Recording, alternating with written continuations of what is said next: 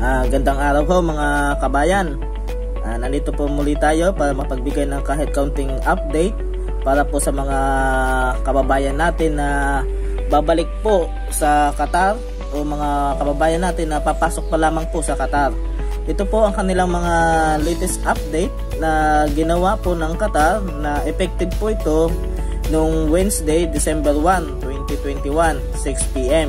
So ari po ang mga vaccine na allowed po na pumasok din sa Qatar.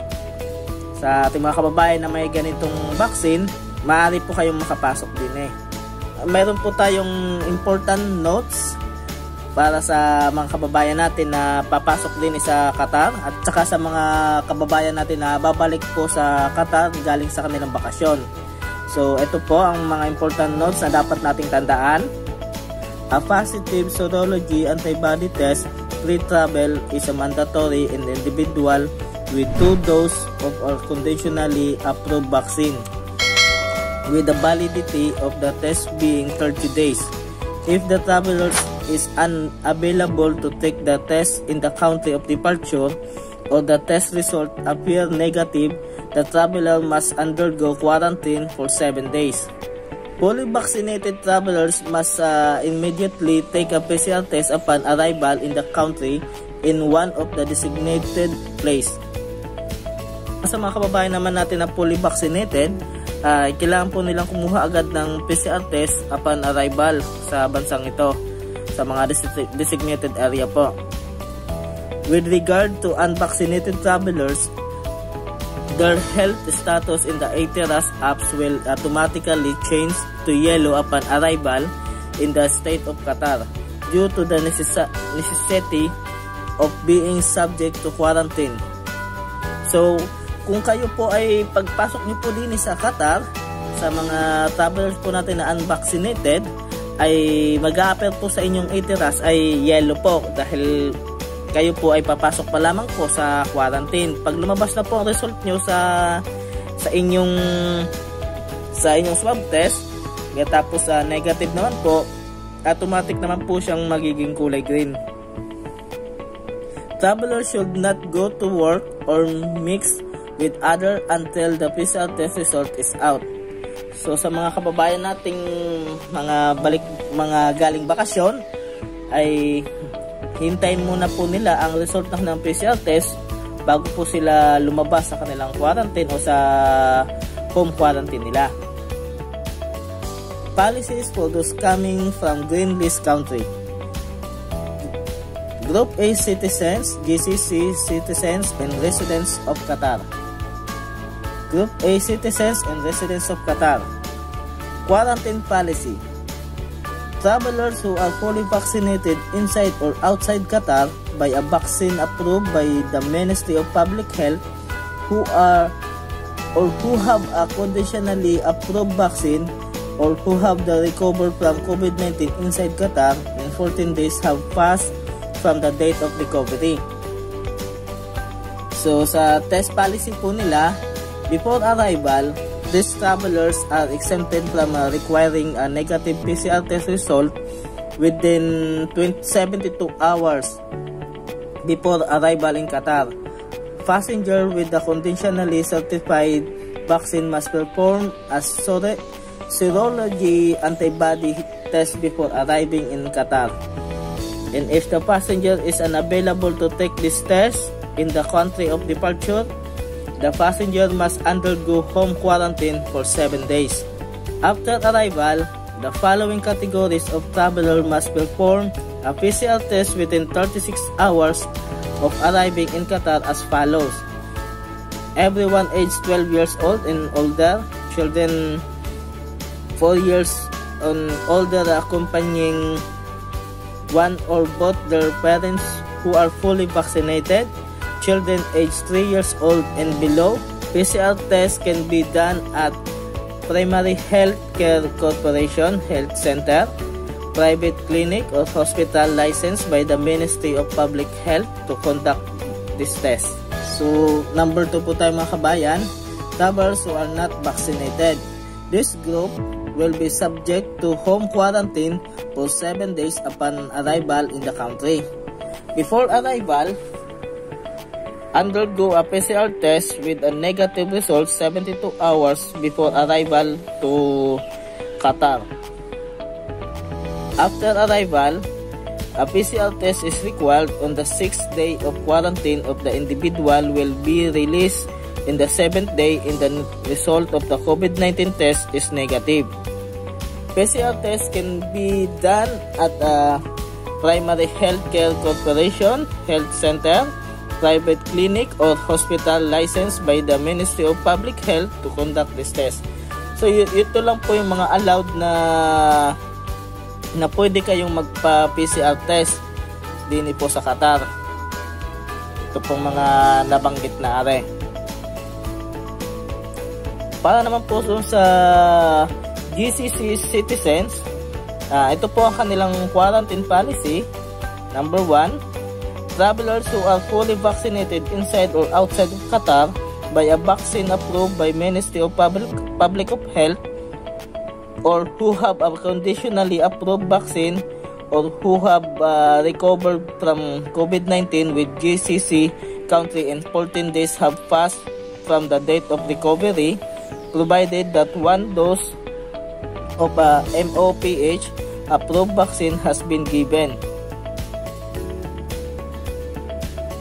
So ito po, para katulad na po siya nung sa nauna po, mga kabayan. So ang test policy po niya ay gayon din po siya. Before arrival, conduct a PCR test with a negative result within 72 hours before arrival to Qatar. Children aged of 3 years and below accompanying one of or both parents who are fully vaccinated are exempted. Parents with a conditional certificate vaccine must perform a serology antibody test before arriving in Qatar. If the passenger is unable to take the test in the country of departure, the passenger must undergo home quarantine for 7 days. After arrival, not required na po. Wala na po siyang sa pagka-arrive niya po din sa Qatar. So sa number 2 po, travelers who are not fully vaccinated or ineligible for the vaccine or who have not completed the required vaccine doses. This group will be subject to hotel quarantine for 7 days upon arrival in the country. The following category will be subjected to home quarantine for 7 days upon arrival in the country. GCC citizens coming to stay with the first degree relatives residing in Qatar, condition that they provide proof of the relationship and national address. Before arrival, conduct a negative PCR test within 72 hours before arrival to Qatar. After arrival, a PCR test is required in the 6th day of quarantine, and the individual will be released on the 7th day if the result of the COVID-19 test is negative. PCR test can be done in the case of hotel quarantine, in the quarantine hotel. In the case of the home quarantine, private clinic or hospital approved by the Ministry of Public Health to conduct this test. Pag nasa quarantine po kayo, yung quarantine hotel po ang mag-aano sa inyo ng magbibigay ng PCR test po sa inyo, yung swab test nyo. So in case naman po nasa home quarantine kayo, kailangan nyo po magpa-swab test sa mga private na clinic o yung mga hospital po na approved po ng MOPH po na pwede sila mag-conduct ng swab test. Tapos sa group B, visitor to Qatar with pre-approved and on-arrival visas. Ang quarantine policy po nila ay travelers who are fully vaccinated by the vaccine approved by the Ministry of Public Health who have received one of the conditionally approved vaccines. Ang test policy po nila, before arrival, conduct a PCR test with a negative result within 72 hours before arrival to Qatar. Children aged 3 years old below accompanying to one of or both parents who are fully vaccinated are exempted. Passenger with a conditionally certified vaccine must perform a serology antibody test before arriving in Qatar, and if the passenger is unable to take the test in the country of the departure, the passenger must undergo the hotel quarantine for 7 days.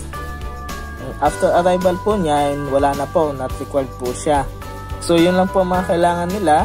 Sa mga passenger naman po na conditionally certified vaccine lamang po, ay kailangan nila mag-ano ng serology antibody test bago sa arriving ng Qatar.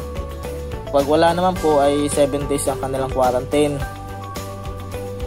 Travelers who are not fully vaccinated or who have not completed the required vaccine doses, this group will be subjected to hotel quarantine by 7 days upon arrival in the country. And the following category will subject to home quarantine for 7 days upon arrival in the country.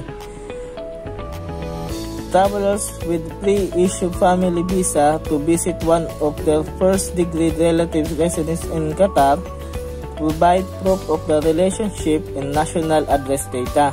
So, yung mga travelers po na may mga kamag-anak po din sa Qatar, ay kailangan po nila magpakita ng proof ng inyong relationship nyo sa inyong pupuntahan at yung address niya para ma-approve po kayo.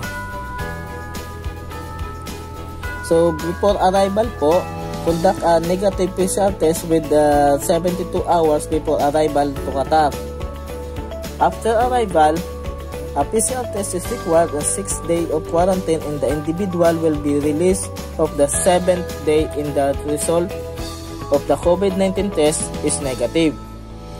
Ang PCR test places po nila, in case of hotel quarantine, in the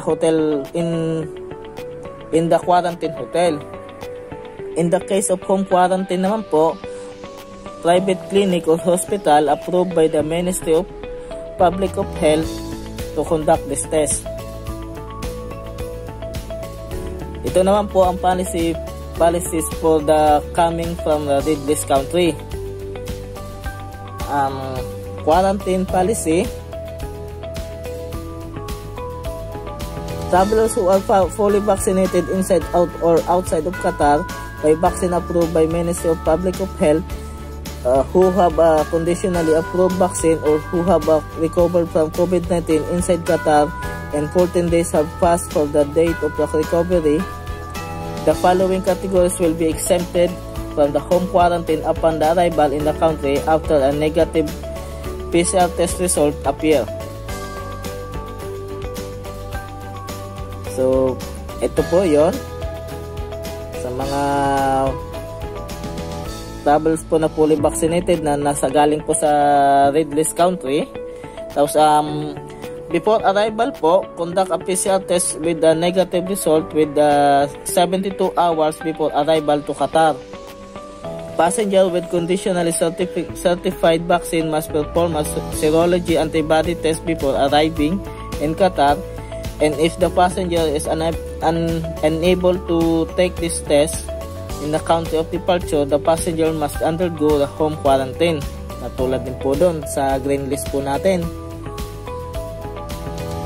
After arrival, conduct a PCR test within 36 hours of arriving in Qatar.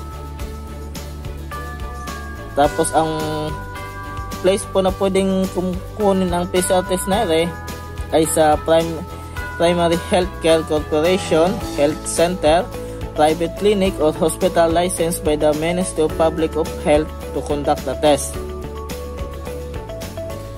Paano po sa travelers who are not fully vaccinated or ineligible for the vaccine or who have not completed the required vaccine doses? This group will be subjected to home quarantine for 7 days upon arrival in the country.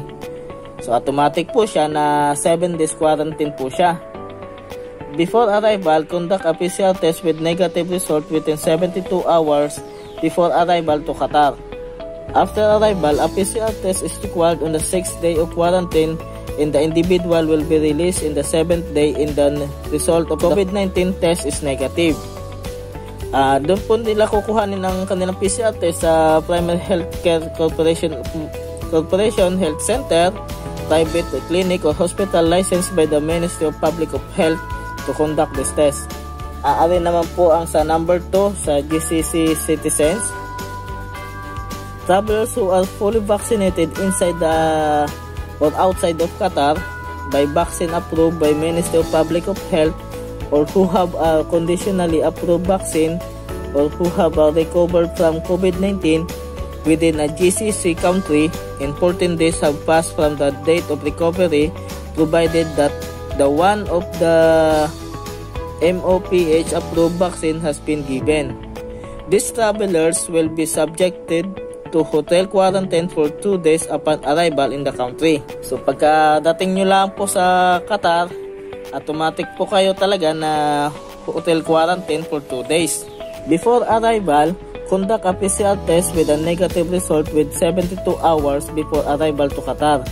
Passengers who have conditionally certified vaccine must perform a serology antibody test before arriving in Qatar, and if the passenger is unable to take the test in the country of departure, the passenger must undergo hotel quarantine for 7 days. After arrival po nyo, magkukonduct po kayo ng PCR test sa quarantine hotel nyo. Number 2, travelers who are not fully vaccinated or who have not completed the required vaccine doses, this group will be subject to hotel quarantine for 7 upon arrival in the country. The following category will be subjected to home quarantine for 7 days upon the arrival in the country. GCC citizens coming to stay with first degree of relatives residing in the Qatar. One of the conditions that they provide proof of the relationship and national address. Ito po ang kanyang test policy.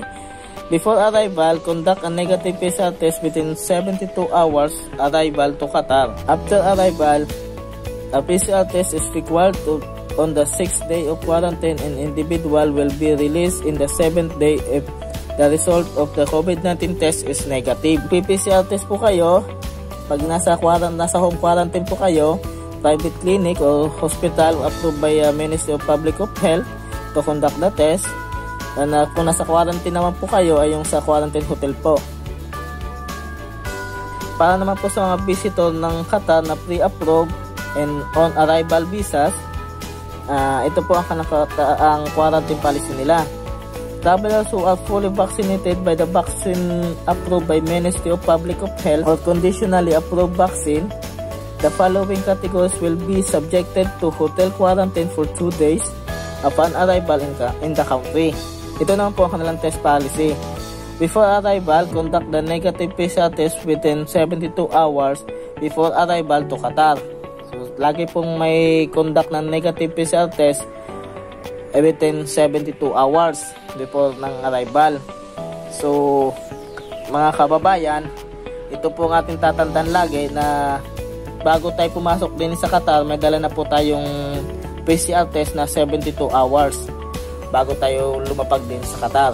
Diyan pa lang po sa atin sa Pilipinas mag-conduct na tayo ng PCR test para may madala tayo papunta din Passenger with a conditionally certified vaccine must perform a serology antibody test before arriving in Qatar, and the passenger is unable to take this test in the country of departure, the passenger must undergo hotel quarantine for 7 days.